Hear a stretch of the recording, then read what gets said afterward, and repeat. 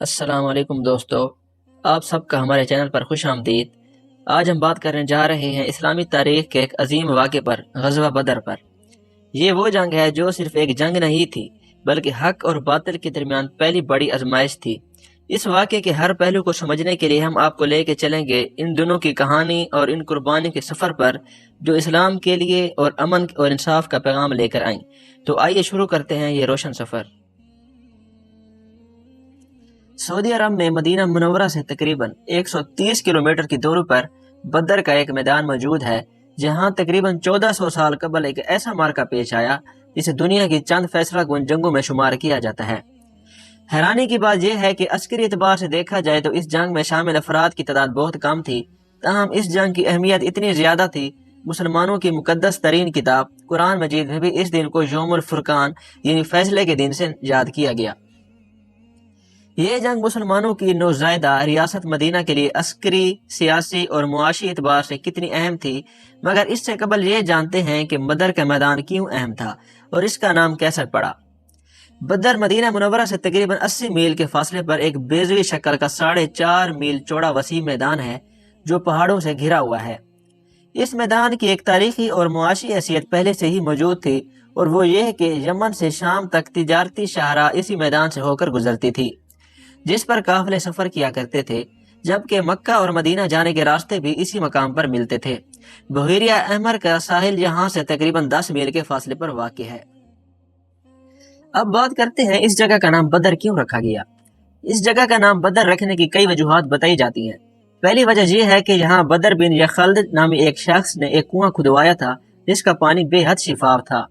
روایت ہے کہ اس کنویں میں چاند کا عکس بھی نظر آتا تھا، اور چونکہ چاند کو بھی بدر کہتے ہیں اس لیے دونوں نسبتوں سے اس مقام کا نام بدر پڑ گیا۔ اسلامی تاریخ کے مطابق اسلام سے قبل زمانہ جاہلیت میں اس مقام پر ہر سال یکم ذی العقد سے 8 ذی العقد تک ہر سال ایک بڑا میلہ لگتا تھا۔ وہ کیا عوامل تھے جو بدر کی جنگ کی وجہ بنے؟ ہجرت مدینہ سے قبل ہی مکہ کے سردار مسلمانوں کے مخالف تھے، تاہم مکہ اور مدینہ کے درمیان جنگ کی فضا بننے میں ایک سے زیادہ عوامل شامل تھے۔ رجب 2 ہجری میں مکے کا ایک سردار عمرو بن الخزر مسلمانوں کے ہاتھوں قتل ہوا تو پیغمبر اسلام نے مقامی روایات کے مطابق اس اتفاقی قتل کا خون بہا ادا کر دیا، لیکن مکے میں مقیم سردار قریش اس قتل پر مشتعل ہو گئے۔ یہ واقعہ شعبان 2 ہجری میں پیش آیا جب قریش کا ایک مال و دولت سے لدا ایک قافلہ شام سے مکے آ رہا تھا۔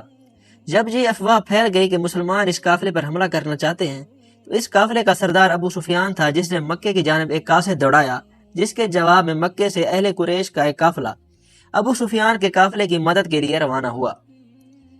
اسلامیہ کے مطابق ہوا یوں کہ شام سے واپس آنے والا یہ قافلہ بخیر و آفت مکہ پہنچ گیا۔ اب ہونا تو یہ چاہیے تھا کہ اہل قریش مدینے کی جانب بڑھنے والے اس قافلے کو واپس بلا لیتے، مگر ابو جہل کے اصرار پر اہل قریش مدینے کی جانب بڑھتے رہے اور 16 رمضان 2 ہجری کو بدر کے مقام پر خیمہ زن ہو گئے۔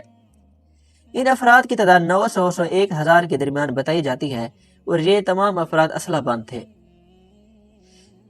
اس وقت بھی قریش مکہ کی روانگی کی اطلاع پیغمبر اسلام نے بھی 12 رمضان کو بدر کا رخ کیا۔ وہ 17 رمضان 2 ہجری کے مطابق 13 مارچ 624 کو 313 افراد کے ساتھ بدر کے قریب پہنچ گئے۔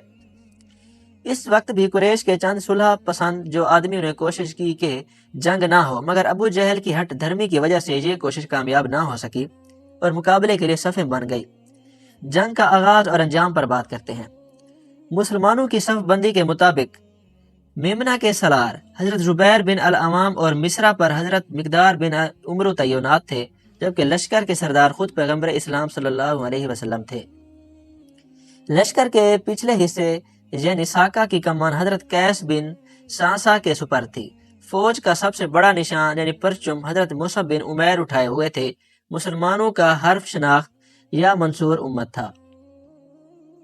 عرب دستور کے مطابق جنگ کا آغاز انفرادی لڑائی سے ہوا جس میں قریش کے 3 جنگجو ہلاک ہوئے اور پھر گھمسان کی لڑائی شروع ہو گئی۔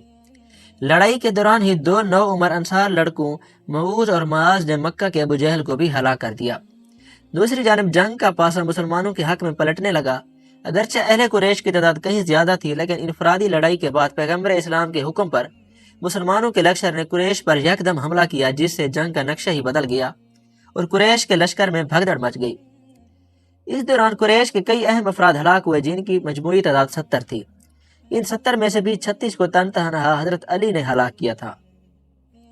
اہل قریش کے 70 افراد گرفتار بھی ہوئے جن کے بارے میں یہ فیصلہ ہوا ان سے 4,000 درہم فدیہ لے کر انہیں آزاد کر دیا جائے، اور جو لکھنا پڑھنا جانتے ہیں وہ انصار کے 10 بچوں کو لکھنا پڑھنا سکھائیں۔ جنگ بدر کی اہمیت کیا ہے، ہم اس پر بھی ضرور بات کرتے ہیں۔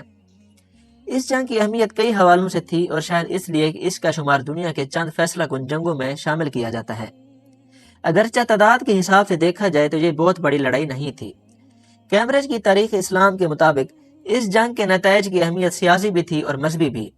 کتاب کے مطابق ایک جانب مکہ کے درجنوں ایسے اہم رہنما ہلاک ہوئے جن کی انتظامی اور تجارتی مہارت کا کوئی بھی نعم البدل نہیں تھا۔ کیمبرج کی تاریخ اسلام میں لکھا گیا ہے کہ تعداد کی اکثریت کے باوجود مکہ کی شکست نے ایک طرف ان کا اعتماد اور رتبہ ختم کر دیا، اور دوسری جانب اس جنگ کے بعد مکہ کے تجارتی راستے کو بھی خطرات لاحق ہو گئے، کیونکہ مکہ کی تمام تر دولت کا انحصار اسی تجارت پر تھا۔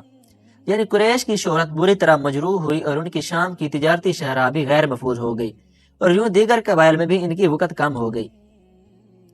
اس جنگ سے اہل مکہ کو یقیناً ہر پہلو سے بہت ہی نقصان ہوا تھا۔ سب سے بڑھ کر جو نقصان ہوا وہ عزت و وقار کا نقصان تھا۔ قریش مکہ کو جزیرۃ العرب میں ممتاز مقام حاصل تھا۔ وہ عرب کے سابقہ نظام کے دائی اور محافظ مانے جاتے تھے، لیکن ان کو ایک بالکل نئے نظام کے علم بردار چھوٹی سی تربیت یافتہ جماعت نے شکست دے دی تھی۔ روایات کے مطابق جزیرۃ العرب کے دور دراز علاقوں میں اس شکست کا ذکر ہونا بھی ضروری تھا۔ چنانچہ بدنامی سے بچنے کے لیے اہل مکہ نے فیصلہ کیا کہ اس شکست پر خاموش سوگ منایا جائے گا، اور کوئی بھی اپنے مقتولین کی یاد میں نوحہ وغیرہ نہیں کرے گا۔ اس خاموش سوگ کے ساتھ ساتھ یہ عزم برقرار رکھا جائے کہ بدر کی شکست کا بدلہ جلد از جلد لیا جائے گا۔ کیمبرج کے مطابق دوسری جانب مسلمانوں کے لیے اس جنگ کا نتیجہ اس بات کا ثبوت تھا کہ وہ اور ان کا مذہب حق پر اور برتر ہیں۔ یوں ان کے اعتماد میں اضافہ ہوا، اور اس جنگ کے بعد مسلمان ایک قوت بن کر ابھرے اور مدینہ کی ریاست مستحکم ہو گئی۔ اس فتح نے مدینہ میں بسنے والے یہودوں کو بھی مرعوب کر دیا تھا۔ واضح رہے کہ عسکری اعتبار سے بھی یہ جنگ بہت اہم تھی، کیونکہ یہ پہلا موقع تھا کہ مسلمانوں نے پیغمبر اسلام کی قیادت میں ایک جنگ لڑی، اور اگر اس میں مسلمانوں کو شکست ہوتی تو عین ممکن تھا اسلام صفحہ ہستی سے ہی مٹ جاتا۔ یہی وجہ ہے اس دن کو قرآن میں یوم الفرقان یعنی فیصلے کے دن کا نام دیا گیا۔ دائرہ معارف اسلامیہ نے تجزیہ کیا ہے کہ یہ جنگ اس اعتبار سے فیصلہ کن تھی کہ مسلمانوں کو میدان جنگ میں پہلی مرتبہ قوت آزمائی کا موقع ملا، اور مد مقابل کی اسلحے اور افراد کی کثرت کے باوجود فتح سے مسلمانوں کی ہمت اور بڑھ گئی اور عزم بلند ہو گئے۔ اس کا ایک اثر یہ بھی ہوا کہ جزیرۃ العرب کے دیگر قبائل مسلمانوں کی قوت سے بہت ہی مرعوب ہو گئے، اور انہیں مسلمانوں کی حقانیت پر یقین آ گیا۔